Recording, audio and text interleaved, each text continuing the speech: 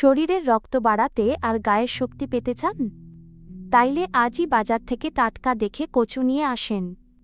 আমাদের দেশে কচু খুব পরিচিত এক দারুণ সবজি।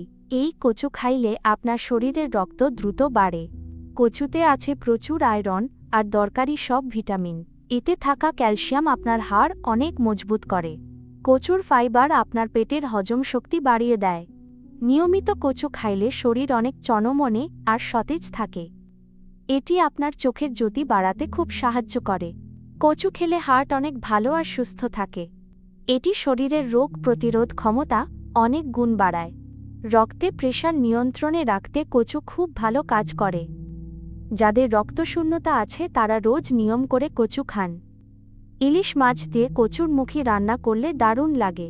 কচু সিদ্ধ করে সরিষার তেল দিয়ে ভর্তা করে খান। ভাতের সাথে কচু ভাজি খাইতেও অনেক মজা লাগে। গলা চুলকানো এড়াতে রান্নায় একটু লেবুর রস দিন।